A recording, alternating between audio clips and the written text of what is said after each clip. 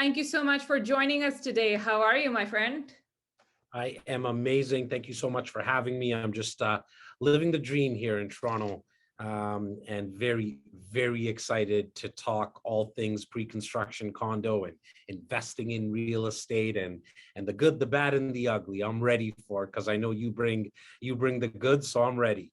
Okay, sounds good. So, without further ado, why don't we talk about an interesting topic today, which is Love it. pre-construction condos.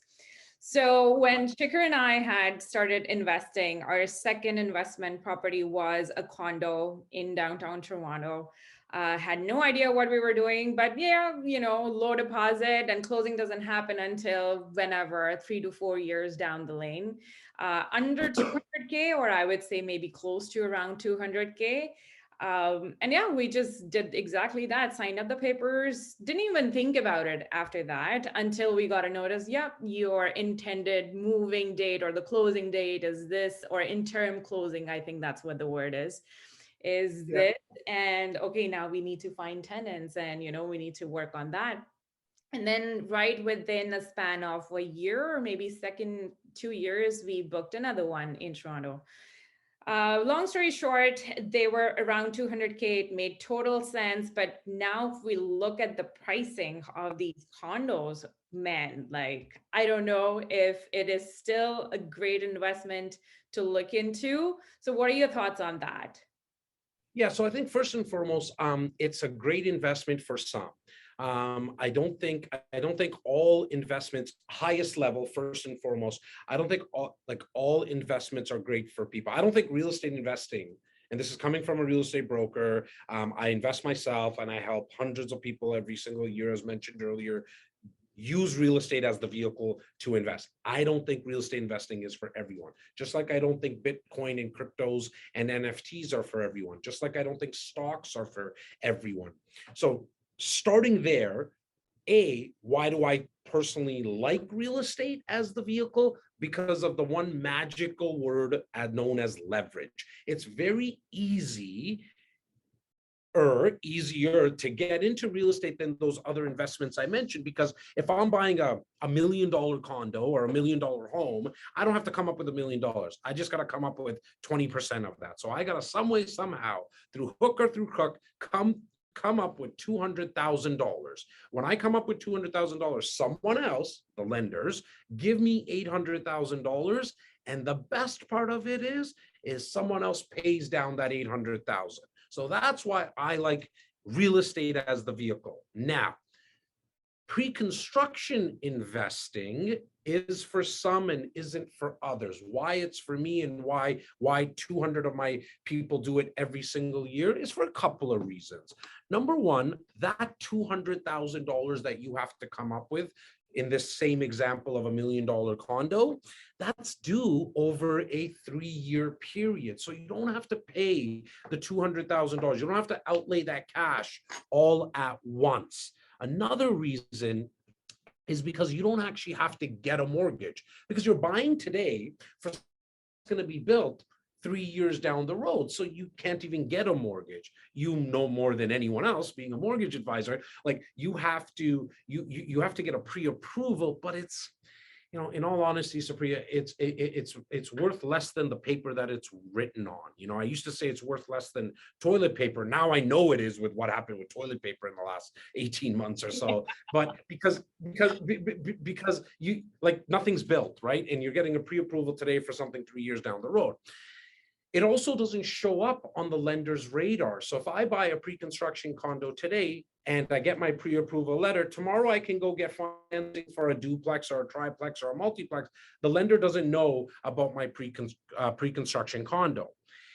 If you do it right, and if you buy it at the right time in the process of a building, then the third reason, and maybe the number one reason for some, is that you can make a lot of profit in a very short period of time on paper. And let me explain what I mean by that.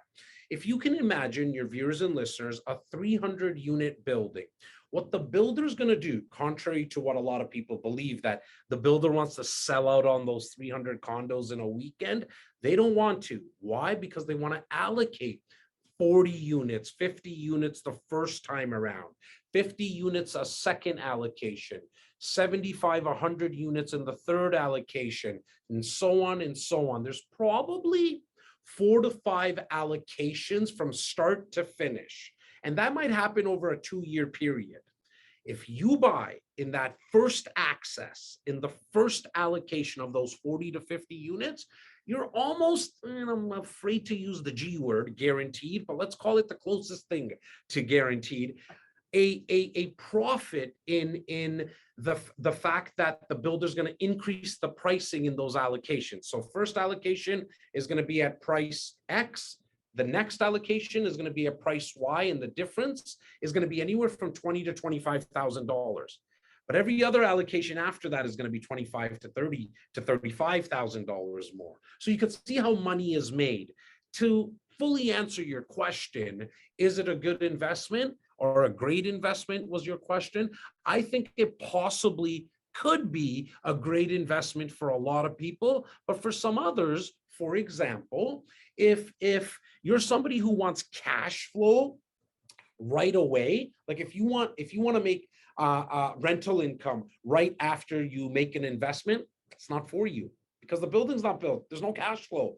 If you're afraid of the fact that, okay, my money is tied up in this investment because you can't get the money out.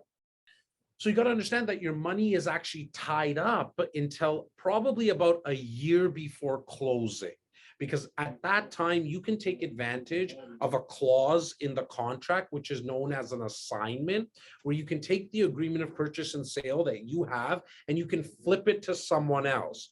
So if you're concerned about that your money's tied up, this is not a good investment for you.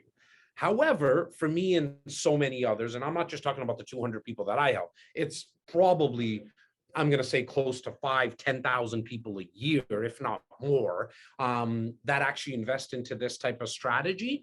They like the fact that they can put down that 20% in installments, 5% in year 1, 5% in year 2, 5% to 10% in year 3 or year 4, depending on if it goes that long. And so you do need to know, though, like there's a right way to do this, right? I think the way that you and Shikhar went through it might not have been the best way, but you got lucky, right? Because the market did its thing, right? Like you bought it for $200,000. I sell parking spaces for $200,000 now, right? Like in the middle of downtown Toronto, probably the number 1 location, like center ice, known as Yorkville, condo parking spots up here are at $185,000 a parking spot. So I get that values have gone up significantly. In my opinion, I did leave my crystal ball at home today. So like, bear with me to your viewers and listeners. You always forget that. Come on. I do forget that at home. Maybe, I guess it's on purpose. I guess if I do a podcast at home, I'm going to have to say I left it at the office. I'll remember that. Yeah, I think that values are going to continue to go up because I'm not forecasting. I'm all joking aside. I don't need to have a crystal ball because history is our best teacher. In fact, some would say it's our only teacher. And in the last 100 years, in the Greater Toronto area, I can't speak about other cities and areas in the country or the continent or the world, but I can tell you about Toronto and the Greater Toronto area. The last 100 years, every decade, on average, values have doubled. So I'm not talking about a 10-year window, a 5-year window, or 14, 15-year window. I'm talking about 100 years. It's a big sample size. Values have doubled. But now if someone might say, well, yeah, that's too far. That's too big of a sample size. Great, let's take the last 40 years. The last 40 years, we've seen 7.3% year over year increase on properties in the GTA. But let's go even deeper. Why is that happening? One reason and one reason only. It's very basic. It's like economics 101, supply and demand. We have a lot of demand and we don't have a lot of supply. Where's the demand coming from? Immigration. We have a little over 150,000 people coming into this GTA year after year for the next 10 years. We have very little supply because the northern part of this GTA, we have something that's called it's known as the Greenbelt legislation, came into effect 16 years ago, which restricts builders to build subdivisions and homes, and so they can really only build up because that's the only area they have. Because on the southern part of the GTA, we have a lake, and we haven't figured out what Dubai has, which is built on water yet. And so we're kind of landlocked. We're on this real estate island where you can only build in certain pockets. So that restricts the supply. It's the number one reason why values are continuing to go up. Yep, no, that makes sense. Now, in terms of what kind of condos to book, if people are interested in this strategy, what would you recommend? Like studio, one bed plus a den, or does it matter? Or which one would you say is the better bang for your buck? Yeah, I think it definitely matters, but I think I would start with location first. The old adage of location, location, location, I mean, it rings true in every piece of real estate in my eyes, but more importantly with condos in an area like the GTA where there's a lot of condos, right? And so when there's a lot of condos being built, in fact, Toronto has the most condos in North America, most cranes in the sky in North America, period. More than Manhattan, more than Chicago, LA, nothing compares, more than Vancouver. Toronto is number one. And it's number two, I believe, in the world, like number two to either Shanghai or Singapore. And so it's very important to make sure that when you're looking into a pre-construction that you're picking the right location. And to me, when it comes to location, this is now talking about world real estate. Harvard did a study not too long ago, and they looked at what happens to real estate when you're under 500 meters to a major transit line. So if I was somebody who's watching or listening, it's going to cost you more to get in, but the return on your investment, the rentability, the saleability, the resale of the condo, the appreciation of the condo is going to be the highest if you buy under 500 meters to a major transit line. So that's number one, is location.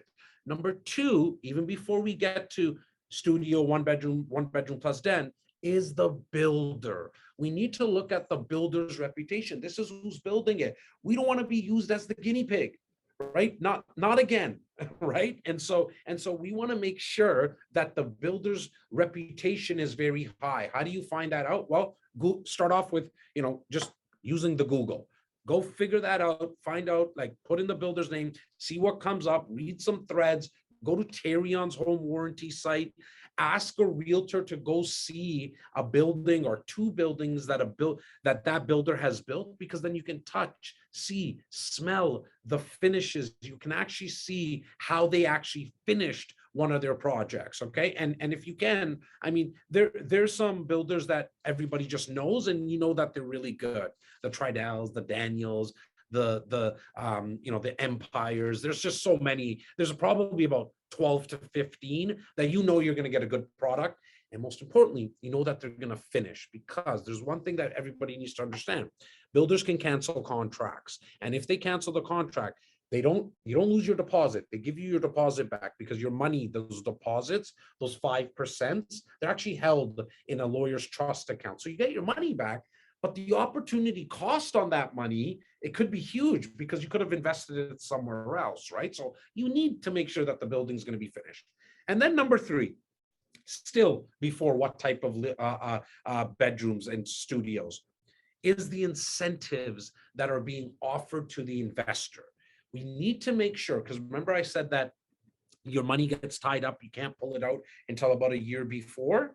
You need to make sure that you have the right to assign. See, because you're buying today, being built for 3 to 4 years from now, life happens, financial hardship, lifestyle changes, just a change of mind.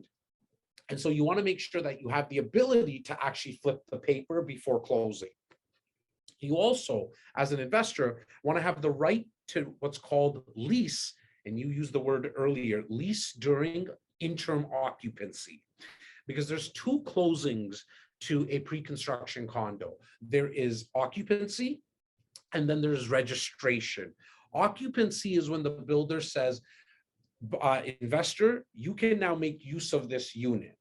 Okay, but they're really speaking to end users, people who are going to actually live there. As an investor, if they don't allow you to rent it out, you're going to be out of pocket paying an occupancy fee. And so as long as you have the right to rent it out during that time, you're not going to be out of pocket. The third incentive that you need to have is what's known as cap development charges. Again, the building's going to be built 3 to 4 years from now. We don't know what the development charges that the city is going to charge the builder, which in turn always gets put on the purchaser, because it's 4 years, 3 to 4 years out. And so what we want to say in writing, what we want to have in writing is that the builder caps these charges. And the number doesn't matter as much as making sure that it's capped. And so for the sake of this recording at the end of 2021 right now, downtown Toronto for a 1 bedroom, you'd want to have your development charges capped at around $11,000 to $12,000, and for 2 bedrooms at around $14,000 to $16,000. So those are the three major incentives. When it comes to studios and 1 bedrooms and dens and 2 bedrooms, to me, it always comes back to the location. Because if you're downtown Toronto, you're good either way. Okay, because we just have too many people coming in and they need a place to stay. We have a lot of bachelorettes and bachelors that need to find small places, and they're on a budget. They're on a budget, and so they can't afford $3,500 to $3,700 rent on a 2 bedroom condo, which were pre-COVID numbers, but they're going to get back there. In fact, we're going to see it in 2022. You're going to start to see the numbers get really close to pre-COVID numbers for rents. However, on the flip side, when you're in downtown Toronto, a 2 bedroom condo, there is younger couples who are thinking about starting a family and they don't want to leave downtown, right? But in the past, they got forced out of downtown because there just wasn't many 2 bedroom and 2 bedroom plus den condos available. Now builders are starting to build more. So they're more of a diamond in a rough. Like a 2 bedroom plus den, in my opinion, is a great investment because there's not as many. And just like a diamond, right? The more rare it is, the higher the value is. Real estate's very similar to that. On the flip side, in Oakville or Brampton, again, for your out of province listeners, that's kind of on the outer part of the city. It's outside of Toronto. I wouldn't invest into a studio because not many people want to live in a little small 400 square foot condo in Brampton. If somebody's wanting to rent out a condo in Brampton, it's probably going to be a 1 bedroom plus den closer to a 2 bedroom. Because they want to be in Brampton because they want to be close to their family, but they're going to want something larger, or somebody who owns a 2,500 square foot home, they're not going to go rent a 400 square foot condo. If they're going to rent to downsize, because that's just kind of what their lifestyle is now, it's going to be a 750 square foot 2 bedroom condo, right? Overall, if you look at that 40-year period, 2 bedroom condos in all of the GTA have always given you the best return. Now, it's not a significant difference between a 2 bedroom and a 1 bedroom. There is a difference, probably by about 5 to 6%, 4 to 5%, call it, on the return on your investment. However, if the cost of entry to get into a 2 bedroom is too high, what I would advise is take the action, take the first step and invest into a 1 bedroom. At least you're in the market, at least you're in the game. So I hope that answered your question. And I think that's what we need to keep in mind, that if you're especially just starting out, it really doesn't matter. Just get into the game. It's funny that you say that in Brampton, 1 bedroom might not make sense, which I agree. But going back when we didn't have that much budget and only 1 bedroom would fit our budget, we just went ahead with that in Brampton. The key was the location. It's right maybe 10 steps away from the GO station and the other transit, Brampton downtown. So the location worked out for us. But yeah, you're absolutely right. I think it really depends upon location in terms of what type of unit you should be getting. Yeah, and some of the other amenities that you want to look at when it comes to location is like, where is there parks? Is there like a recreation center? Is there maybe a gym inside the building. And I'm not talking about like a room with a treadmill and one bench kind of press, like not that. I'm talking about like, is there a bigger gym? Because if there is, you're saving the tenant 60 to $75 a month from the Good Life or whatever gym is, the LA Fitness or something, where they'll actually pay a little bit more to have that downstairs in their building, because it's in the winter here anyways.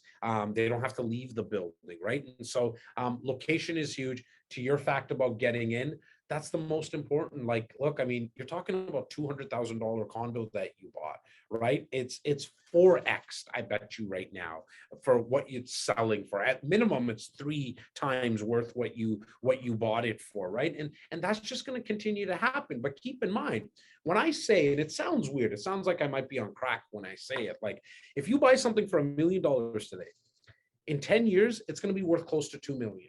That sounds like, what are you talking about? Keep in mind, bread is not going to be the same cost that it is today. Gas is not going to be the same cost that it is today. A marker, a bottle of water. Look what's happened to the bottle of water. I think it's $3.50 for a bottle of water nowadays. Really? We were paying, and you know what I mean? Like, you get that smart water, which I've tried. I thought it was going to make me smarter, but like, I mean, that thing is $4.25, right? I mean, it's called inflation. It's the silent killer, right? Like, if you leave that money in your account, you're losing money, because you're in the bank. What are you earning nowadays, right? Like less than 1%, obviously, but inflation nowadays, some would say it's close to 5%. 6% it's flirting around in the States for sure. In Canada, we try to stay around that 2% range. We're nowhere there right now, right? And so by leaving it in your bank, you're not going to do well there. As long as you put it into something that protects you against inflation, I think you're going to win in the long term. Okay, great. Now, we talked about appreciation and how it might be a great benefit long term and whatnot. In terms of rentability and cash flow, how do the cash flows for condos look like compared to, say, for example, some other investment? And the reason I'm picking on this is mainly due to the condo fees that kicks in. Um, and it does impact the ROI, or at the end of the day, I guess not the ROI, but mainly the cash flow. So what do you suggest on that? Like, what are your thoughts on that? Yeah, so my thoughts are this. If you look at most people who run numbers, like a pro forma, for example, on a pre-construction condo, they're using today's rents. And I just think that's not the right way to run the numbers. What you want to do is conservatively forecast what you think the rents are going to be when the building gets built. And you'll be pleasantly surprised that a lot of the time, the rental income will cover your expenses. And I know there's somebody watching or listening right now and saying, that's no way, but I'll show you. And I'll show you how I conservatively run my numbers on rent. I don't use 6-7% a year in increase in rent. I might use somewhere close to 3 to 3.5%.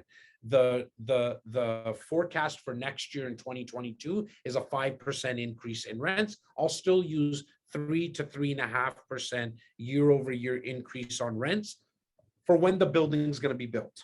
So that's my number one tip on how to run a pro forma when it comes to pre-construction. And again, you'll be pleasantly surprised that most of the time you'll have neutral cash flow. This is not a type of strategy that you're going to see $400 to $500, $700, $800 a month in positive cash flow. This is not the type of investment that you should make if that's what you need in your portfolio. Now, I have also won significantly personally by even having a negative $200 a month in cash flow, because I look at it with all the ways that I win in real estate. So for example, I bought a condo. My first one was back in 2010. I still own it, and I have tons of videos of me going in it, like as recent as 2-3 months ago, just to show people that I still own this condo. 10 years ago, I bought it for $339,000. Okay, it's worth $750, but that's the appreciation, I understand. For the first 2 years, 2010 to 2012, I was negative $200 a month. And everybody told me, like, this is not right, Jazz. You shouldn't be investing into it. You're negative cash flow. But I'm glad that I didn't really listen to people at that time. Why? The $200 a month every year, that was costing me $2,400. For the 2 years, it was $4,800. Just for easy math, let's call it $5,000. So it cost me $5,000. In 2014, okay, I refinanced that condo and pulled out equity of $80,000 minus the 5,000. I was still positive by $75,000. Imagine if I actually sold it and got rid of it. So because I was able to hold on to it, now I have a job, a full-time job. So I have the money to be able to pay that $200 a month. But I question people who say I don't have the money to pay for it and they have a job, because it's the same people. And I'm not telling people that they shouldn't go out and have fun and enjoy. I mean, I do a lot myself. But just think about if you and I and Shikhar, we went out for a couple of beers and some nachos, it would have been $200 a month nowadays, right? So it's easy for people to spend the $200 a month on entertainment for one night, 4 hours, 3 hours.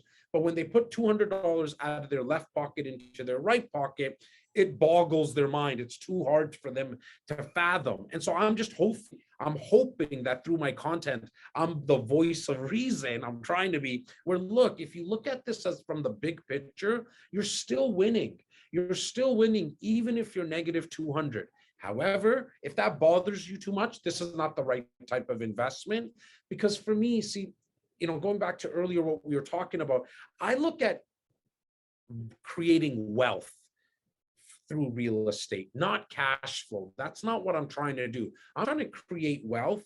And if I look at my portfolio of properties over a certain period of time, and mine is my 10-year window, I know that some of my properties are negative cash flow by 100, $200.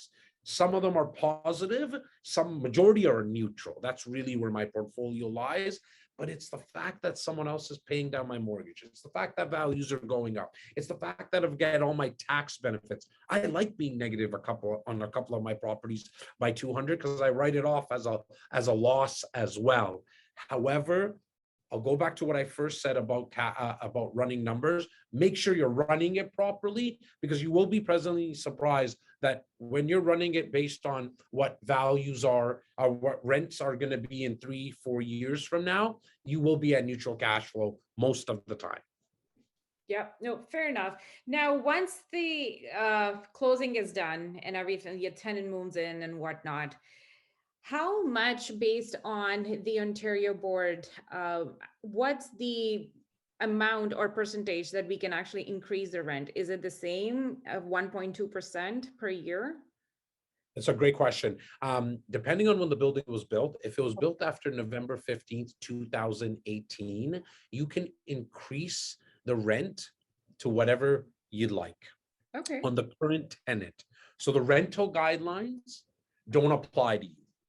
So Ontario's rental guidelines as of right now, I think it's at 2 to 2.1%. COVID, there was a freeze for a little bit, but I think it's at 2.1% is the new number. But if the building was built after November 15th, 2018, the rental guidelines don't apply to you. So which is huge, right? Because in Ontario anyways, with the rental guidelines for buildings that were built after November 2018, it's tough to continuously increase the rent on our current tenant, right?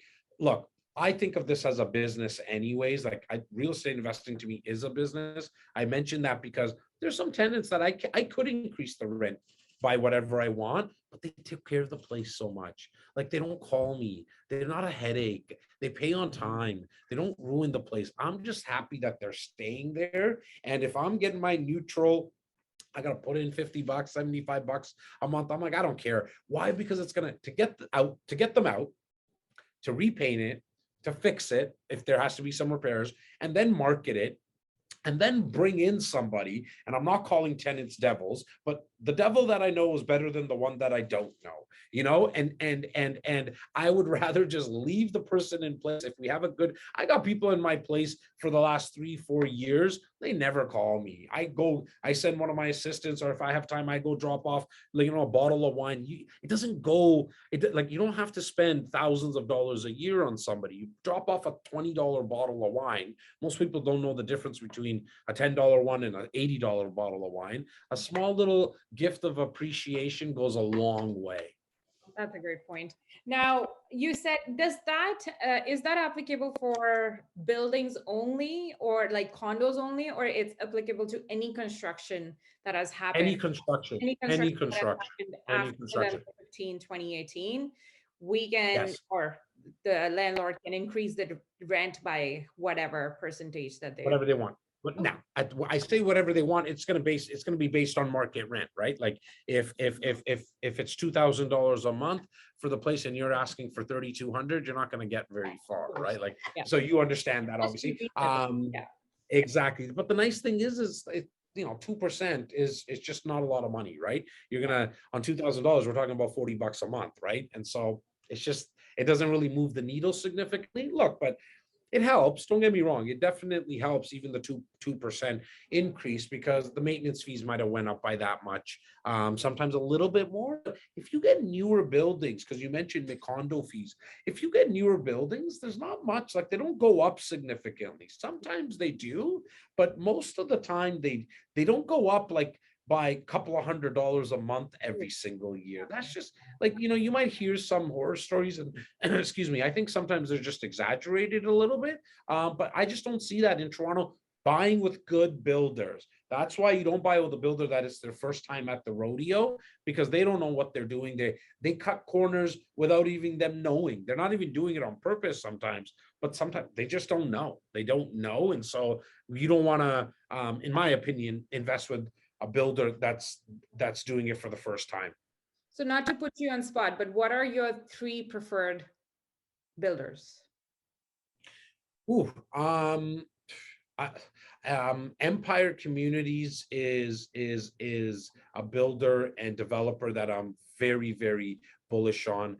Tridel is the top builder, hands down. I think Tridel is the top builder in the country. Number 3, I'm just trying to think of one. They're not a newer builder per se. They've been around for probably about 10 years, but they're financially backed by one of the richest families in the country. It's a builder by the name of Marlin Spring, and they're building a lot in Toronto right now. And their unique layouts, very, very friendly to families and pets and stuff that I know my tenants care about.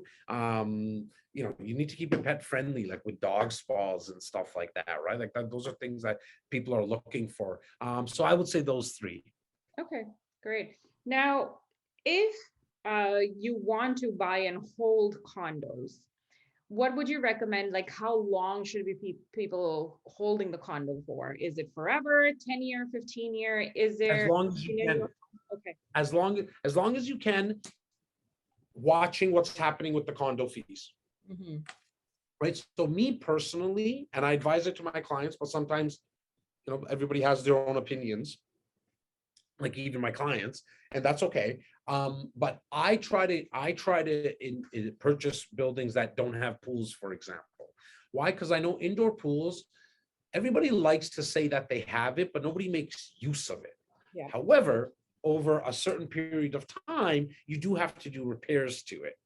And so that increases your maintenance fees. Personally, I don't even like concierge. Like, I don't need all that stuff. Like, I just need a security system to get into the building. I don't need a security guard. All that stuff just costs more money. I could care less about having bowling alleys and all that stuff in the condos, right? Why? Because for me as an investor, it keeps my costs down, right? And so when I'm looking at condos, looking for something like that, and then I'm going to hold on to dear life as long as I can, because for me, any real estate is really a piece of, like, it's really an ATM machine for me. I'm going to go back and refinance it as many times as I possibly can, as frequently as I possibly can. And so owning a condo is very similar to a home for me. Look, I mean, people buy homes with duplexes, and I have that in my portfolio as well. Rent out the upstairs, rent out the downstairs, and they say there's no maintenance fees. Yeah, they're just not called maintenance fees. They're called repairs on roof, windows, and furnaces. You got to keep a reserve fund for that as well, right? Not to say that it's more or it's less, but you need to budget for that as well. And so I'm going to hold on as long as I can. If I start to see condo fees significantly go up, then I'm going to sell it. I'm probably going to sell it. I hate, I've done it before, and it's always that thing, right? Where I'm like, oh, I wish I'd kept it. Yeah. And I hear from my clients all the time, I wish I had kept it. I wish I didn't sell. It's actually one of the main reasons our tagline at my real estate company, REC Canada, is I'm glad I did, because that's what we're hoping people are saying more. I'm glad I kept it. I'm glad I invested. I'm glad I took action, right? Yeah, and I think it's the first thing that you need to buy into, and you wish that you buy that goose that can give you golden eggs every few years, and you get to keep that and buy more, make more of these gooses, so they are sort of a production factory or wealth factory. That's so true.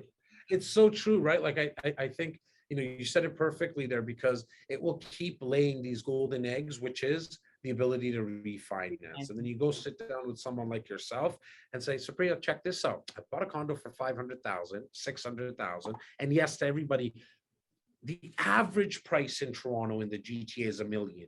That doesn't mean everything is $1 million. There's a ton of properties and condos for 600, 550,000. But I come to you and say, I bought it for 600,000. It's worth 800. You'll say to me, okay, great. I'll give you 80% loan to value. What's the mortgage? You'll be able to allow me to refinance it. That's how you're able to grow that portfolio if you choose. Look, I know people who do a refinance, and that's how they travel the world, right? They get dropped with $150,000 tax-free, and you don't ask what they use it for. You don't care if they use it to go to Vegas or Niagara Falls and put it on black or red. You don't care. As a mortgage specialist, you're gonna help them do the refinance, as you should.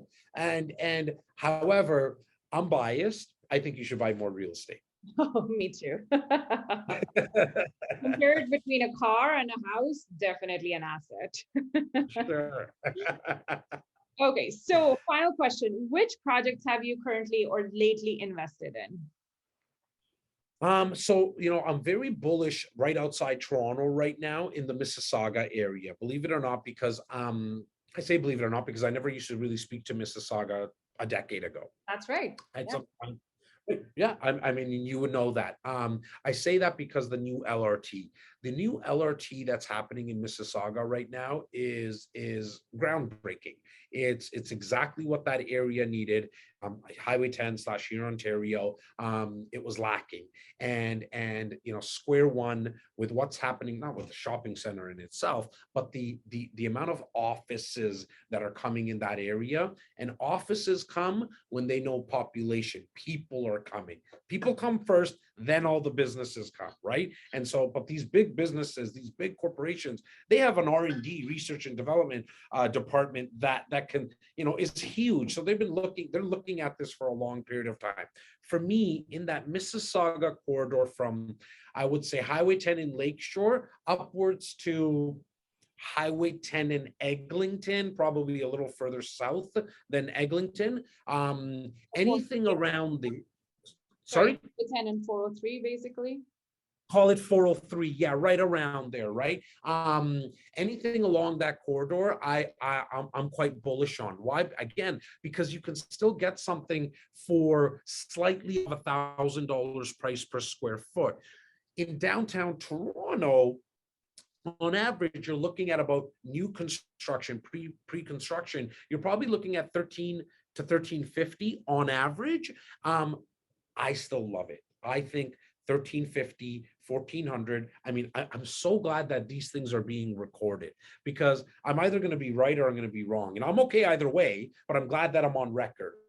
I think $1,300 to $1,350 is still on sale. because I just compare it to the rest of the world and I compare it to one other city in Canada, being Vancouver. They're hovering, Vancouver is hovering around 1750 to 1800. But compare ourselves to Manhattan, London, Paris, Shanghai, Hong Kong. They're all north of $3,000 price per square foot. Right. So when they come here, they laugh at us and they say, "What are you guys talking about? Your real estate's on sale. Like Yeah. you guys are at 1,300." As long as the only thing that I think might stop this, for lack of a better word, gravy train for investors and this supply and demand, the demand side obviously, is if for some reason one of the governments that come into play stop immigration. Mhm. If they stop immigration, then we're going to have to see where this plinko chip falls, because that's what's helping the demand, right? I just don't see that happening though, because both major governments, anyways, the red guys and the blue guys, they love people coming in, right? I think Canada is still looked at as a very safe place to live. How they're dealing with what's going on, some agree, some disagree. We'll see how that plays out. But I think overall, the fact that like in my room right now, there is 4 different nationalities. That is what makes Canada Canada more than any other place in Canada, GTA, because in fact, there's 4 different nationalities I'm looking at in my room right now. And if I wanted to get, Somalian food right now, I can go to the corner of, X and like right down the street. If I wanted to get Dutch food, I can get Dutch food. If I wanted to get Lebanese food, I can get Lebanese food. Moroccan food, I can get Moroccan food. Like, you know what I mean? There's a little Morocco, a little Jamaica, a little Dutch. There's a little of everything, right? And so that's very tough to come around in any other place. That makes me think that the demand is going to be here. We already know the problem with the supply. Like the supply is a problem. I don't know how they're going to fix it. Nobody has any answers. So that's why I think Toronto specifically is still going to continuously increase. But I think Toronto Toronto proper is pricing some people out. Hence why I like an area like Mississauga. And that's my long-winded answer to your question, by the way. I love it. Now, what are your thoughts on all these pre-constructions that are coming up in other cities like Calgary, where you can potentially book a condo with like 5%, which is 15, 17, 20,000 maybe. Closing doesn't happen until 3 to 4 years from now. What are your thoughts on that? Look, I mean, those come to my desk. So I get about 50 to 60 projects at my desk every single year. 98% of them are all here in the GTA. The odd ones are like the Calgarys and the Vancouvers and Edmontons. I narrow it down to 6 to 8 projects because of the 3 things I told you: location, builder, and incentives. Mm-hmm. And then overall, where is my client going to get first access pricing? So that's what I base these my 6 to 8 projects a year. Excuse me, something like Calgary. I've always been a little concerned about Calgary and Edmonton, Alberta as a province, because I've seen it go up and down too much, right? It's very cyclical based on what's happening with the oil industry, right? And what's happening with oil prices. And so that, for me as an investor, has been concerning, where I like even with the GTA, for example, in the last, whatever it's been, call it last 12 months, we've seen an increase of close to 20.6% increase. That to me is way too much, way too fast. I don't like the big spikes, because anything that goes up that fast generally has to come down. Yeah. Okay. We've always seen it in Alberta. Very rare in the GTA. I personally like the 40 years, 7.2, 7.3%. Why? Because I'm kind of like the turtle in that race, the tortoise and the hare. I know who won, and I'm very slow and steady. I build my businesses like that. I also like my real estate like that. Like I'm okay. I'll chug along. I don't need 7%. Give me 3, 4% compounding. Because someone way smarter than myself, Albert Einstein, said the best invention in the whole world of all time is compound interest. And if I get it at 3%, I'm happy. 7%, I'm ecstatic, 20%, I'm a little concerned. Yeah. That's a little too much too quickly. So when we saw this happening, I was like, oh, I wish they'd fix something with the supply. Unfortunately, the only way to really stop it, and it's just a band-aid, because supply is the only way to really fix this problem, but the government doesn't want to do that. And I don't go on government rants. It's not who I am. I'm not a very political person by nature, but I know enough about what's going on. However, what the government, a band-aid effect is government intervention. That's why they come out with all these rules. They'll come out with the fair housing plan. What does it do? It stops people from buying for a couple of months. Everybody puts their hands in their pockets. They don't spend money. And then they're like, but honey, I want a bigger house. Honey, I don't want to live in this location. And then they start buying and it starts the spree again. Then you have OFC, like you know this more than anyone else with the mortgage rules. It puts a little bit of everyone gets scared for 3 months. Same thing happens at home. Honey, I want a better place for the kids. Honey, I want to move to a better area. I don't like this home. It's too old. I need to renovate it or get me the heck out. These are real conversations that happen, right? Real estate market starts to churn again, right? And so I think if they ever really want to fix this, some way, somehow figure out how to loosen up the Greenbelt legislation. And that hurts for me to say because we need to preserve this land. But we got to fix this. You got to fix this some way. Or just don't allow, well, it's more of an and the fact that it takes 10 years for an application to go into the city to then for a building to be built in the city of Toronto, that's horrendous. It's all red tape. It's Peter the politician needing to pay Paul. It's bad. And unfortunately, the end user pays for it, right? Because that's what's in Manhattan, which is really a lot more landlocked than we are. Yes. You can do that whole process in 2.5 years. And so not that they don't have the problems with politicians there, but here it's getting to a place in a time right now. They got to be able to speed this up. And the government needs to stop this red tape of people needing to get paid or whatever the heck they're doing, because now it's at a point where the fact that the average home is $1.1 million is something that needs to be looked at. I don't have the answers, but I hope people start to sit in a room and figure this out. Yeah, I know it's been a big discussion point. I know, at least with my clients as well, in terms of affordability and what can we buy, especially the first time home buyers. By the time they get ready, it's like, okay, I'm sorry, but it's already gone up by whatever percentage, and better than I do. That's what we have been seeing, but hopefully, buying a pre-construction would help them because it's I think so. Right? I got 2 people in my room right now. How old are you, Jillian? 18. I got an 18-year-old and I got a 21-year-old, right? And 21, 22. Yeah. And they ask me all the time, like, what the heck, like, where do we buy and what do we do and all that kind of stuff, right? Get Jazz to sign with you. Get Jazz to sign with you. Yeah. We'll see if I ever co-sign with them. But I tell them that either, like, you're gonna have to realize that you're gonna have to drive till you qualify, right? And so you might need to live in Kitchener and Waterloo, and like, not that there's anything wrong with that. I love those areas, but you might need to go further out, okay?